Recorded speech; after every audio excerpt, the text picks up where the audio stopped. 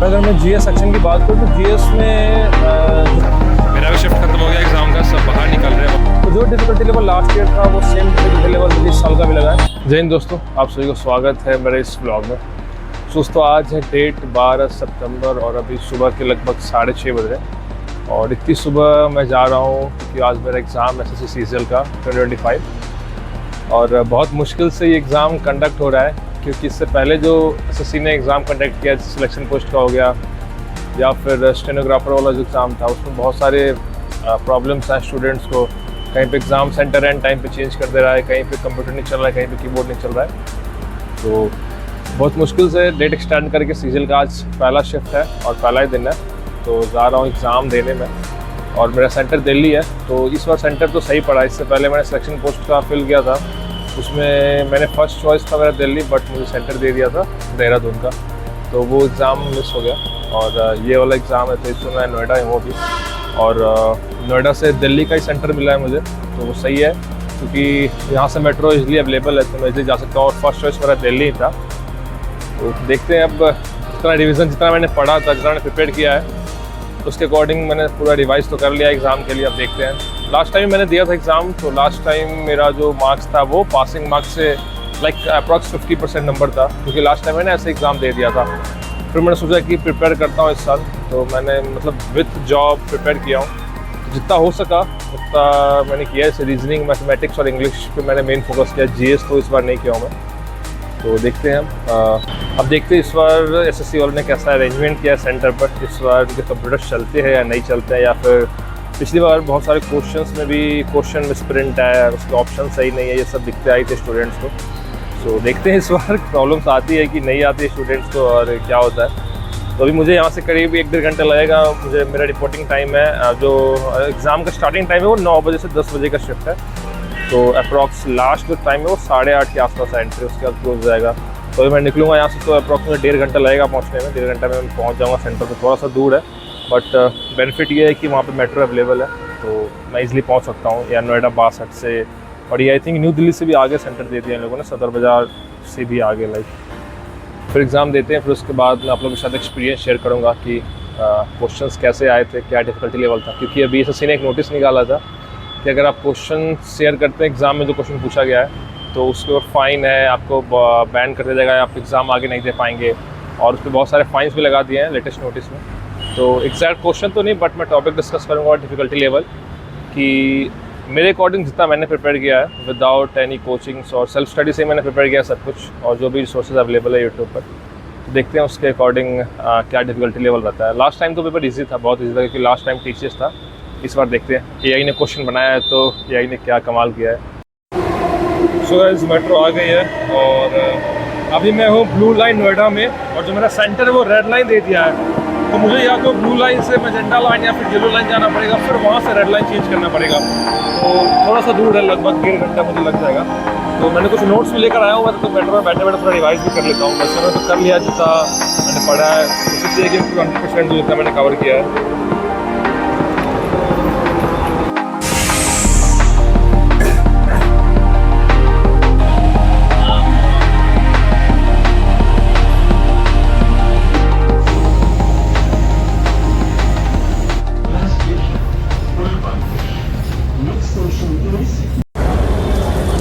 So guys 8 बजे तक मैं सेंटर पहुंच गया हूँ वहाँ पे। अभी 1 घंटा टाइम है, तब तक 1.5 घंटे के मेट्रो के सफ़र में मैंने कुछ चीज़ें रिवाइज़ तो की है। अब देखते हैं वो चीज़ें आती है कि नहीं एग्ज़ाम में, बट भीड़ सेंटर पर। देखिए गाइस एग्ज़ाम ख़त्म हो गया है, मेरा भी शिफ्ट ख़त्म हो गया एग्ज़ाम का, सब बाहर निकल रहे हैं। और ये देखिए कैसे यहाँ पे इंटरव्यू लेने वाले ज़बरदस्ती माइक घुसेरे जा रहे सबके मुँह में कि भाई रिव्यू दे दो, रिव्यू दे दो। इधर देखो ये रहा। डिजिटल कंप्यूटर सेंटर में आपका हार्दिक स्वागत है। कृपया सभी कैंडिडेट ध्यान दें, आपके पास मैं अपना फीडबैक अभी आप लोगों से शेयर करूंगा, एकदम ओरिजिनल फीडबैक है, तो मैं क्या ही इन लोगों से फीडबैक लूँ। Metro card, credit card. So guys exam over हो गया है और फाइनली अब आ गया हूँ मेट्रो पे, यहाँ से वापस जाने के लिए नोएडा। तो भूख लगी थी, तो रास्ते में अभी स्टेशन के पास ही आलू नान खाया बढ़िया था, साथ में लस्सी भी था और बहुत ही सस्ता दिया। आलू नान 2 आलू नान था एकदम बहुत तंदूरी वाला, प्लस लस्सी 60 रुपये का दिया। तो अभी खाकर बस अब मेट्रो आ गया हूँ, यहाँ बैठा हूँ थोड़ी देर। बढ़िया हवा चल रही है। तो अब मैं डिस्कस करता हूँ पेपर का कि पेपर का क्या ओवरव्यू था और कोई इसमें प्रॉब्लम्स आई है नहीं आई है। तो जो मेरा सेंटर था दिल्ली में, ये था शास्त्री नगर के पास एक डिजिटल सेंटर है, उसी में एग्ज़ाम था। तो किसी को भी मतलब जितना मैंने बाहर रिव्यूज़ देखे हैं, बाकी लोगों से मैंने भी बात की है, तो किसी को भी कोई माउस या फिर सिस्टम से कोई प्रॉब्लम नहीं है। लाइक सबका अभी फर्स्ट शिफ्ट एग्ज़ाम बहुत ही स्मूथ गया है, जिसमें कोई चैलेंजेस नहीं आए। और वहाँ पे जो इन्विजिलेटर थे वो बोल भी रहे थे कि अगर आपको कहीं प्रॉब्लम आती है तो आप बीच एग्ज़ाम में हैंड रेस करके आप बोल सकते हो। अगर कोई सिस्टम एरर आएगा, कोई सिस्टम इशू आएगा, तो आपको at a time system change कर दिया जाएगा। और सपोज़ आपका एग्ज़ाम आधा घंटा हो चुका है और आधे घंटे होने के बाद आपका सिस्टम एरर आ गया, तो आपका जो एग्ज़ाम है वो ऑटोमेटिक पॉज हो जाएगा वहीं पर और आपके आंसर सेव हो जाएंगे और फिर आपको जो नया सिस्टम मिलेगा तो आपका वहीं से रिज्यूम होगा। तो थोड़ा सा जो कंसंट्रेशन है वो ब्रेक तो होता है, बट इन लोगों ने एक ये फैसिलिटी था यहाँ पर। और आई थिंक सभी सेंटर्स पे ये है कि अगर आपका एग्ज़ाम कहीं पे भी पॉज होता है, कहीं पे कैंसिल होता है, तो बीच में तो आपको नया सिस्टम देगा, वो नया सिस्टम एलोकेट होगा और उसमें वहीं से रिज्यूम होगा। और कीबोर्ड का कोई भी यूज़ नहीं था एग्ज़ाम में, माउस का यूज़ था। माउस में भी सिर्फ आपका लेफ़्ट क्लिक चल रहा था, लेफ़्ट क्लिक आप करते हो सिर्फ, क्योंकि एग्ज़ाम में सिर्फ लेफ़्ट की का ही यूज़ था, इसलिए आई थिंक राइट की का जो फीचर था वो डिसेबल था एग्ज़ाम में। तो यहाँ पे तो कोई इशू नहीं आया। अभी मैंने इंस्टाग्राम पे देखा है कि जो परमार सर है और बाकी और भी जो एसएससी के टीचर्स उन्होंने डाला है कि बहुत सारे सेंटर्स पर एग्ज़ाम कैंसिल हो गया है या फिर बहुत सारे सेंटर्स पर बच्चों को दिक्कत आई है, एंट्री लेट हुई है और भी बहुत सारी प्रॉब्लम्स हुई है। बट मेरा सेंटर दिल्ली में है, तो आई थिंक इसके कारण ही यहाँ पे कोई ऐसा मेजर चैलेंजेस या कोई बहुत बड़ा इशू फेस नहीं करने को मिला है और बहुत ही स्मूथली हुआ है, सब कुछ था, यहाँ पे कोई दिक्कत नहीं हुई। अब अगर मैं पेपर की बात करूँ और एक और चीज़ की, बैग रखने का ये लोग 50 रुपये ले रहे हैं, तो वो पहले भी था, वो अब भी है। इसमें ये एडवांटेज है कि आपका बैग सेफ रहता है और वो एक टोकन नंबर या कुछ असाइन करते हैं आपके बैग के साथ, तो आपका बैग जो है वो सेफ रहता है। तो ये एक बेनिफिट है, जो फ़ोन वोन आपका है वो सेफ रहेगा, बाकी और तो कुछ बेनिफिट नहीं है। तो ठीक है, 50 रुपये अब देना पड़ता है उसमें। अब मैं एग्ज़ाम की बात करूँ तो एग्ज़ाम में जो डिफ़िकल्टी लेवल था वो लास्ट ईयर की तरह ही था। जैसे लास्ट ईयर जो TCS पेपर कंडक्ट किए थे, क्योंकि मैंने लास्ट ईयर का भी अटैम्प्ट दिया था, तो जो डिफ़िकल्टी लेवल लास्ट ईयर था वो सेम डिफ़िकल्टी लेवल मुझे इस साल का भी लगा है। पेपर कोई बहुत टफ नहीं था, रीजनिंग बहुत ईजी था। मैंने जो प्रिपरेशन की थी, तो मैं GS को छोड़कर बाकी मेरे 3 सब्जेक्ट थे, मैथमेटिक्स, रीजनिंग और इंग्लिश। तो तीनों मैंने मैथ्स का भी पोर्शन देखा है, GS का पोर्शन मैं टच नहीं किया हूँ, और जो बाकी 3 पोर्शन था, मैथमेटिक्स का और रीजनिंग का और इंग्लिश का, वो बहुत ईजी था, मतलब बहुत ही नॉर्मल क्वेश्चंस आए थे। रीजनिंग में जैसे मैंने जो टीचर को फॉलो किया था वो पीयूष सर थे, पीयूष सर को मैंने फॉलो किया था रीजनिंग के लिए, जो उनके लेक्चर्स यूट्यूब पे अवेलेबल है, मतलब जो पायरेटेड लेक्चर्स है, तो मैंने वहाँ से देखा था। तो सब जो भी क्वेश्चन थे वो सब कॉन्सेप्ट से, ईजी कॉन्सेप्ट से ज़्यादातर क्वेश्चन पूछे गए थे, कोडिंग डिकोडिंग से। तो नॉर्मल क्वेश्चन थे, इतना कोई टफ रीजनिंग नहीं था, बहुत नॉर्मल था। अगर कोई मतलब इतना कोई किसी ने लेक्चर नहीं भी अटेंड किया, अगर उसको बेसिक नॉलेज है तो वो इजीली कर सकता है, जो अल्फ़ाबेट्स वाले जो होते हैं।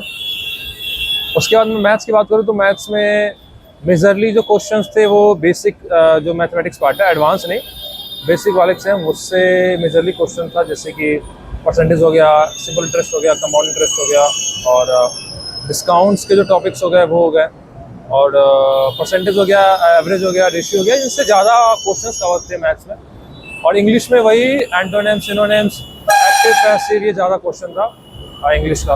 अगर मैं GS सेक्शन की बात करूँ तो GS में जो साइंस वाला पार्ट है, बायोलॉजी, फिजिक्स, केमिस्ट्री, इनसे इतना क्वेश्चन नहीं था। ज़्यादातर क्वेश्चन थे पॉलिटी से हो गया और ज्योग्राफी से हो गया, इनसे ज़्यादातर क्वेश्चंस कवर थे। GS पार्ट था, तो GS पार्ट को तो मैं नहीं पढ़ के गया था, तो मैंने उसको टच नहीं किया है, बस मैं ऐसे ही एक बार क्वेश्चन रिव्यू कर लेगी, क्वेश्चन क्या पूछेगा। बाकी मेनली जो मैंने टच किया था वो रीजनिंग था, मैथमेटिक्स और इंग्लिश था। तो जैसा मेरा लास्ट ईयर मैंने एग्ज़ाम दिया था, सेम टाइप का मेरा इस साल भी रहा। मतलब टाइम मैनेजमेंट का एक बहुत बड़ा इशू रहा मेरे साथ कि कुछ क्वेश्चन आते हुए भी छूट गए, क्योंकि टाइम मैनेज नहीं हो पाया प्रॉपर, और 1 घंटा कैसे निकल गया पता नहीं चल पाया। तो वो एक लाइक मुझे अपने अंदर एक डिसएडवांटेज लगा। अब देखते हैं नेक्स्ट ईयर के लिए, मैं फिर से प्रिपेयर करते हैं अब से नेक्स्ट ईयर के लिए। और नेक्स्ट ईयर टारगेट रहेगा कि जो 100 क्वेश्चन है उसमें से 80-90 तो टच कर ही दे, तो उसके लिए टाइम मैनेजमेंट का प्रॉपर, स्पेशली मैथ्स के केस में, जो मैथमेटिक्स के केस में जो टाइम मैनेजमेंट है वो थोड़ा सा प्रॉपर करना पड़ेगा। इसीलिए मैथ्स का ज़्यादा मतलब बोलबाला रहता है। जो यूट्यूब पे टीचर्स भी है वो मैथमेटिक्स को लेकर ज़्यादा, जो मैथ्स वाले टीचर्स हैं वो ज़्यादा मतलब आपस में लड़ते भी रहते हैं और ज़्यादा वो डिमांड में रहते हैं, बिकॉज क्योंकि मैथ्स में थोड़ा सा मैथ्स को अगर सॉल्व करने जाओ थोड़ा लेंदी हो जाता है। मैथ्स में कुछ क्वेश्चन छूटे हैं मेरे, मैंने इसलिए छोड़े क्योंकि इजी था, वो करता तो हो जाता, बट जैसे कि क्वेश्चन सेकंड है तो मैं एक बार सारे क्वेश्चन गो थ्रू कर लिया, फिर उसमें जो इजीली होने वाला था मैं जल्दी जल्दी वो सब किए, ताकि बाकी में टाइम ना उतना, मतलब एक क्वेश्चन पे 2 मिनट देने से बढ़िया है कि मैं 2 क्वेश्चन को 2 मिनट में सॉल्व कर दूँ। मैंने वैसे वाले क्वेश्चन पिक किए हैं, बाकी देखते हैं क्या रिजल्ट होता है। तो मेरे अकॉर्डिंग जितना मैंने प्रिपेयर किया था उतना तो मतलब बढ़िया गया मेरे अकॉर्डिंग, मैंने अपना बेस्ट दिया है। मैंने अप्रॉक्स 3 सेक्शन में टच किए, मैथमेटिक्स, जीएस और इंग्लिश। तो लगभग 75 क्वेश्चन में से मैंने 60-62 क्वेश्चन तो मैं कर दिया हूँ, मतलब इतना रीजनिंग में तो कॉन्फिडेंस है कि सारे सही होने चाहिए। मैथमेटिक्स के भी जितने मैंने टच किए सारे सही होने चाहिए, इंग्लिश में एक तो गलत हो जाए, बट सही है, जितना मैंने किया था उतना सही है। बाकी अब देखते हैं रिजल्ट आए तो। सो मेरे सेंटर में तो कोई दिक्कत नहीं हुआ है। बाकी अभी देख रहा हूँ न्यूज़ में कि इंस्टाग्राम पर जो टीचर्स और स्टूडेंट डाल रहे हैं कि बहुत सारे सेंटर्स पे एग्जाम कैंसिल हो गए, तो अब देखते हैं क्या होता है।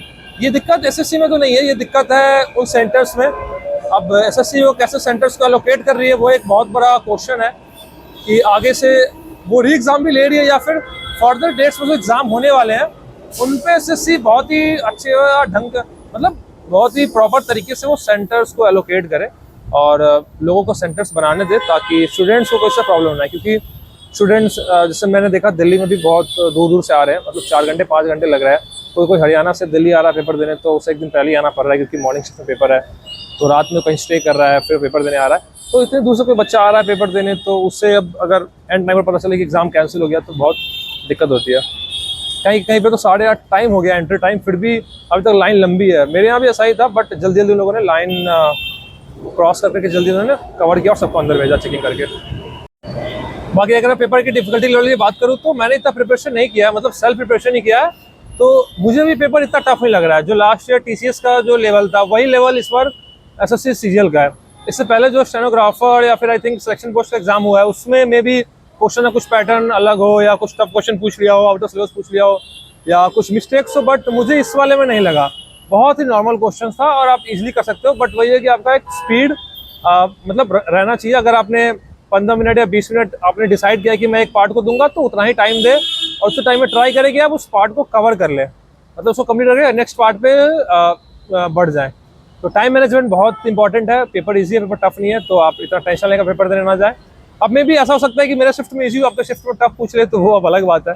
उसमें भी नॉर्मलाइजेशन तो ये लोग अप्लाई कर रहे हैं, तो देखते हैं। अब बाकी अब डिटेल में तो मैं क्वेश्चन में नहीं बता सकता हूँ, क्योंकि एसएससी ने नोटिस निकाला है ये भी कि अगर कोई ऐसा करता है वो पकड़ा जाता है कि वो क्वेश्चन का रिव्यू करवा रहा हो या ऐसा कुछ, तो उस पर फाइन लगेगा और एग्जाम पेपर नहीं देने दिया जाएगा। सो जस्ट मैंने आपको एक ओवरव्यू दिया है और मैंने बेसिक टॉपिक्स बता दिए हैं। बाकी आप रिवाइज करके तो पूरा जाएं। मैं मेट्रो में जब सुबह आ रहा था पेपर के लिए तो अप्रॉक्स 1.5 घंटे लगे मुझे मेट्रो में, तो मैंने कुछ टॉपिक्स रिवाइज किए थे, जैसे रेशियो का, परसेंटेज का, SICI, डिस्काउंट, ये सब मैंने रिवाइज किया था। मेरे फ़ोन में नोट्स था PDF में, तो मैंने प्रॉपर नोट्स बनाए थे with the help of tablet और पेन।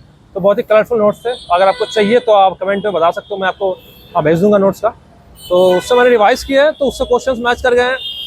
एप्टीट्यूड में जो रीजनिंग पार्ट था उससे कुछ क्वेश्चन, जैसे जो मेन टॉपिक्स है क्लॉक, कैलेंडर, इससे क्वेश्चंस नहीं मिले, बट ठीक है। जो क्वेश्चन पूछे गया तो बहुत ईजी था, वो भी मैंने रिवाइज किया था, जो कोडिंग टाइप वाला। तो ठीक है, मज़ा आया मुझे पेपर देकर, बहुत मज़ा आया। और मैं और भी एक्साइटेड हूँ नेक्स्ट सीजीएल के लिए। और मेरी यही कोशिश है कि मैं नेक्स्ट सीजीएल के लिए, मेरे 3 तो प्रिपेयर हो गए, मैथ्स, रीजनिंग और इंग्लिश। बाकी नेक्स्ट के लिए मेरा टारगेट है कि मैं जीएस पार्ट को अच्छी तरीके से कवर कर लूँ, क्योंकि जीएस एक ऐसा टॉपिक है, अगर आप पूरा कर लेते हो तो आप 3 से 4 मिनट में आप 25 क्वेश्चन कर सकते हो। ये मुझे आज पता चला कि अगर आपको जीएस आता है, जीएस में कुछ सोचना नहीं है, जिसमें आपको टिक लगाना है, ना कुछ सॉल्व करना है, ना कुछ नहीं, नो पेन पेपर। तो आप जीएस को आप 5 मिनट में आप पूरा जीएस के 25 क्वेश्चन कर सकते हो। जिस 25 क्वेश्चन को मैथमेटिक्स करने में आपको 15 मिनट लग जाए, रीजनिंग का करने में आपको 20 मिनट लग जाए, तो ये एक एडवांटेज है जीएस के साथ। तो ऑल द बेस्ट गाइज। अगर आपका एग्जाम होने वाला, अगर आप इस ब्लॉग को देख रहे हो तो ऑल द बेस्ट, और पेपर आराम से दे। और कुछ सेंटर्स से प्रॉब्लम आ रही है, बट अगर आप दिल्ली और इस रीजन में हो तो मुझे लगता है कि इस रीजन में कोई ऐसा सेंटर है जहाँ पे आपको दिक्कत आने वाली है।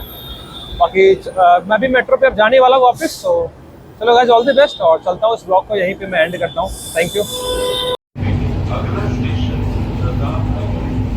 Passengers can book mobile QR